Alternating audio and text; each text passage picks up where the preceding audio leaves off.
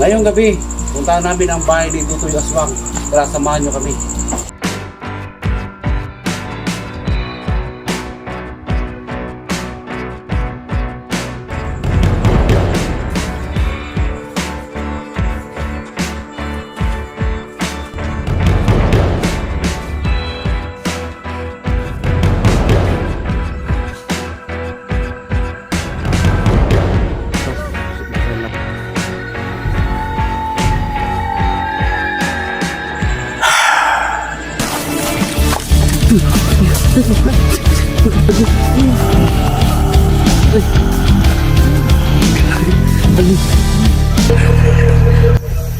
Tar. Binato tayo? Binato? Parang kinalampag tayo sa loob. Ngayong gabi, dito na kami sa bahay ni Tutoy Aswang. Umpisahan na natin ang pag-explore sa bahay ni Tutoy Aswang. Kung totoo nga ba ang sinasabi ng mga tao dito na si Tutoy Aswang ay nagpaparamdam sa tuwing isporas ng gabi. Tara, let's go. Ayun mga par, umpisa na namin ng pag-explore sa bahay ni Tutoy Aswang.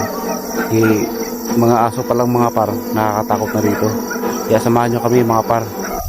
Ito pala yung bahay ni Tutoy Aswang. Sinimula na namin ang pag-explore sa bahay ni Tutoy Aswang. Sinisira na. Bali dito na paggabi na dito. May nagpapakita dito, may nakaupo daw dito mismo. Diyan bali sinapakan mo? Oo, dyan. Paano nga po na ito? Nakaganyan ka po talaga kasi dyan. Harap yun, harap. Dito pala yung bahay niya.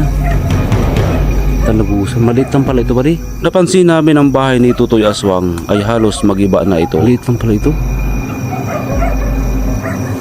Na tuwing gabi daw, ano siya pumapasok ng bahay.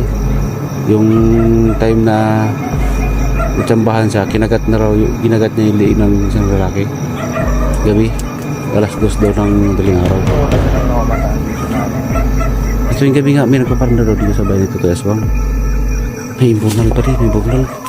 Napansin namin ang maliit na imburnal. Naisip tuloy namin baka dito nakabaon ang imahen ni Tutoy Aswang. Tapos ngayon, si Tutoy Aswang dito lang dinilibing.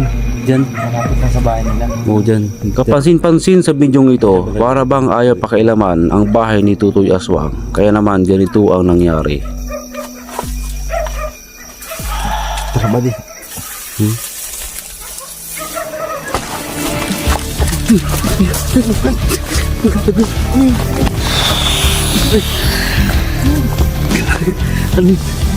Kinalampag tayo sa loob. Tarang nagsaya dyan tayong ulo mo eh.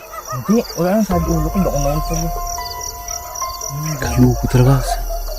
Una-una pa lang yung ulo natin, nagpaparamdam na si Tutoy. Bahay niya, pero Nakakatakot ka? nakakatakot. Nakakatakot. Uwi na tayo. Huwag natin tuloy. Pero, Ha? punta muna tayo ng libing. Mamaya punta natin yung libingan ni Tutoy Aswang. Yun mga par, sa unang explore pa lang namin mga par, may nagkalampag na sa second floor ni Kasi may second floor side ba? May nagkalampag doon sa taas ni namin alam. Akala ko nabunggo lang kasama ko, yung pala talagang may nagkalampag. Katangkad ka sa akin. Kaya nabunggo, diba? Siguro maya punta namin yung libingan ni Tutoy Aswang. Kung totoo nga ba talaga na talagang nagpaparamdam siya dito. Ngayon is oras na ng gabi. Tara na. Parang iya? Meron na yan. Ayun, ulit. Dito, may napansin kaming paparating sa amin. Magabi po. Magabi. Magandang gabi po. Magabi po. O, diba dito yung nakatira si Tutoy Aswang? Sa bundok dyan, sa Basakan?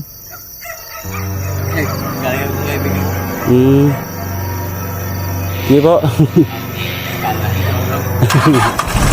Dito binigyan kami ng babala ng taong nakatira dito. Kahit nga daw sila ay halos hindi makadaan sa lugar na ito.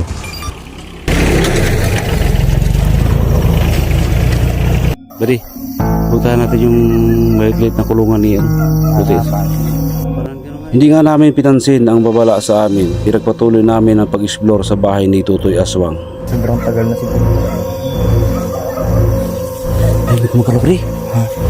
Pre, ilawan mo. Ano yan? Ang damit ba yan, pre? Damit ata.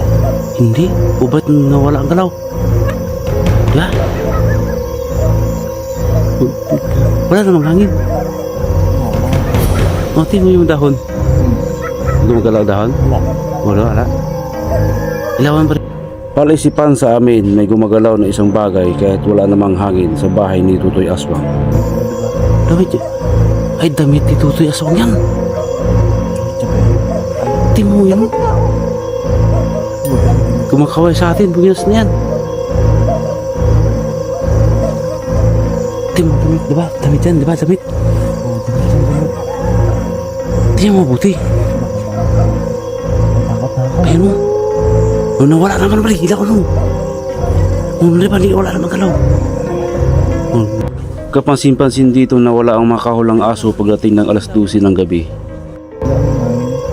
Laka, Sampay. kakaiba talaga ba di? Ito ah. Layo muna tayo. Abos tayo ng wala. Hmm. Yun. Tayo yung mga Ayun mga par. Medyo nagpaparandar na si Tutoy Aswang. Ikot po kami sa kabila. Buti namin ang sa likod. Dito bandi. Umikot kami sa bandang likuran sa bahay ni Tutoy Aswang. Meron na naman kaming napansin kakaiba at meron din kaming napansin nakasabit sa taas ng bahay ni Tutoy Aswang. Kasi ano lang yan, 3 years lang nakalipas na yun. Ano mga kalaba diyo? Lamit ba? Tingnan ko rin. Ha? Hindi mo yun. Hindi namin nakayanan ang aming emosyon kaya naman agad kaming lumayo sa lugar na ito. Parang may nakabitin.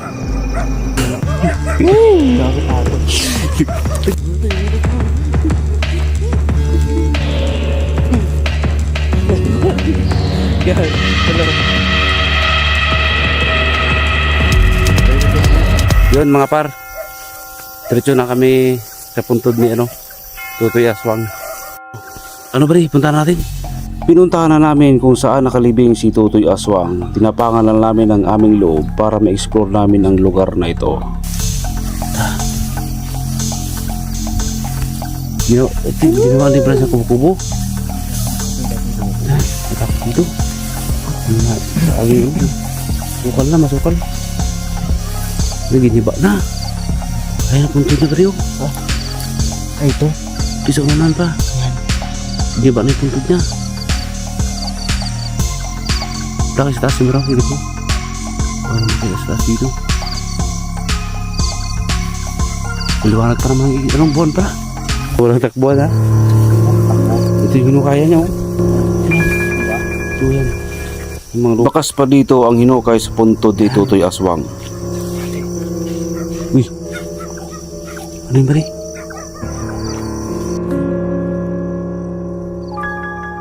Sa bandang unahan, meron kaming narinig na isang kruskos na nagmula sa damuhan. Wala ang mga bahay dito. Ang mga bahay doon malayo. Wala yung bahay dito. Mga 1 kilometro ang bahay dito eh. Giniba niya pala yung mga niya. Ayan. Yan, dyan pa di. Hindi siya inasabihin. Ayun, makita mo. Hindi na nagtagal, nakita na namin ang puntod ni Tutoy Aswang. Square. Ha? Ayun po. Dyan sa dito. Nagsit-sit ka?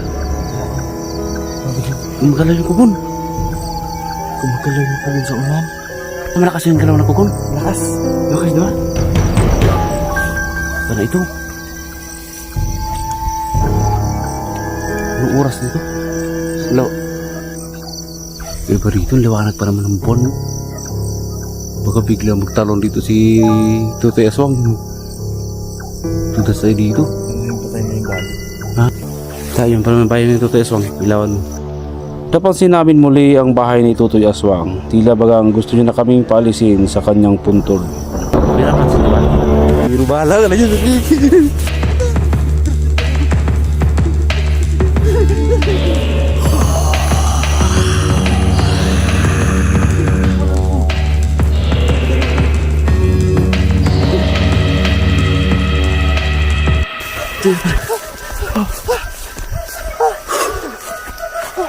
Uwi na tayo. Nakakatakot na dito. Hindi namin kaya. Si Tutoy Aswang. Lakas ng parandam. Yun mga par. Mag-alas 12 na ng gabi. Uwi na kami mga par. Maraming salamat sa inyong panonood. Supportan nyo po yung aming YouTube channel mga par. Supportan nyo po kami dito sa Palawan mga par. Pero nakakaroon din kami ng hindi maganda. Pero hindi naman kami nanawala sa mga ganong nagpaparanda mga par. Sa tumbuhay wala naman ganon. Kaya huwag tayo maniwala. Explore lang tayo. Pagod na pagod ako. Takbo. Pigil hiningang takot. Oo. Ganito lang. Yan. Yung mga par, ganito lang. Hanggang dito na Takpan lang. na.